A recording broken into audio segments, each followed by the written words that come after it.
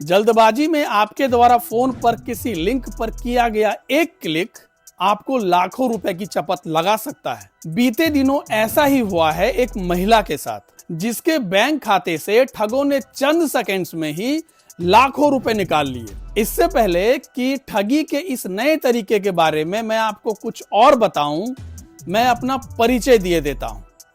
मैं हूं समरजीत सिंह और आप देख रहे हैं एनडीटीवी इंडिया।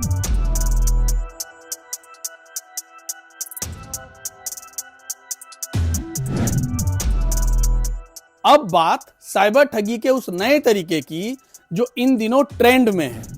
इस नए ट्रेंड के तहत आपके मोबाइल पर एक घंटी बजती है। फोन उठाते ही दूसरी तरफ से बात करने वाला शख्स आपको बताता है कि वो सीबीआई, ईडी और इनकम टैक्स जैसे विभाग से बात कर रहा है। फिर आपको बताया जाता है कि आपके नाम का एक लुकआउट नोटिस जारी किया गया है, जिसमें आपके ऊपर मनी लॉन्ड्रिंग, हवाला, धोखाधड़ी और आतंकियों को फंडिंग करने जैसे कई संगीन आरोप लगाए गए हैं। ऐसे में आपके लिए अच्छा होगा कि आप हमारे साथ सहयोग करें, और अगर आप ऐसा नहीं करते हैं तो आपके घर पर छापा पड़ सकता है और जरूरत पड़ने पर आपको गिरफ्तार भी किया जा सकता है। अक्सर ऐसे फोन कॉल्स के बाद आपको वीडियो कॉल पर आकर मैटर को सेटल करने का एक ऑफर भी दिया जाता है। आपको भी लगता है कि इससे पहले कि बात कहीं फैले, वीडियो कॉल पर आकर सब कुछ सेटल ही क्यों ना कर लिया जाए, और इसके बाद आप वीडियो कॉल पर आ जाते हैं। सबसे अहम बात यह है कि फोन पर यह सब सुनने के बाद अगर आपकी आवाज लड़खड़ाई और वीडियो कॉल पर आप अगर जरा से भी घबराए हुए दिखे तो समझिएगा कि आप इन ठगों द्वारा बिछाए गए जाल में अब पूरी तरह से फंस चुके हैं। अब साइबर ठग आपसे जो चाहेंगे वो आपको करना होगा। बातचीत के दौरान वो आपको इतना डरा देते हैं कि आप अपने ही घर में कैद हो जाते हैं। आपको बता दें कि साइबर क्राइम के इस नए तरीके को डिजिटल अरेस्ट के नाम से जाना जाता है। एक बार आप जैसे ही इन ठगों की बनाई स्क्रिप्ट को सुनकर डरे, इसके बाद से ही इन ठगों का असली काम शुरू होता है। ये आपको डराने के बाद मामला रफा दफा करने का ऑफर भी देते हैं। साथ ही कहते हैं कि आपके साथ साथ आपका पूरा परिवार आपके ऊपर लगे आरोपों की वजह से जेल जा सकता है। ये सब सुनने के बाद आप सोचते हैं कि आपके पास इनकी बात मानने के अलावा अब और कोई विकल्प ही नहीं बचा है। फिर ये ठग आपके डर का फायदा उठाते हुए आपसे लाखों रुपए ऐंठ लेते हैं, और ये सब कुछ होता है ऑनलाइन।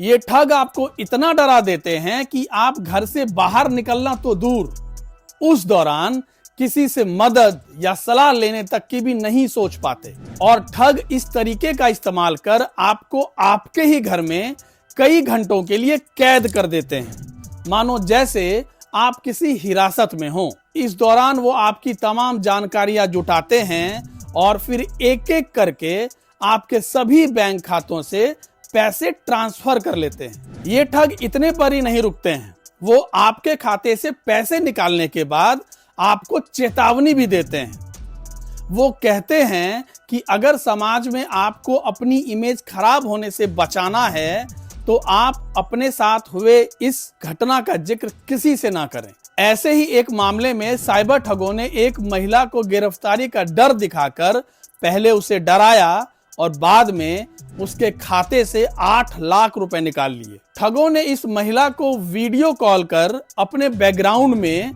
पुलिस स्टेशन का एक फेक बैकग्राउंड दिखाते हुए यह साबित करने की कोशिश की कि वो सच में पुलिस अधिकारी हैं, और उस महिला को उन पर भरोसा भी हो गया। खास बात यह है कि दिल्ली एनसीआर समेत देश के कई बड़े शहरों में इस तरह के कई मामले सामने आ चुके हैं। देश के कई राज्यों की पुलिस फिलहाल इस तरह के गिरोह का भंडाफोड़ करने में लगी है।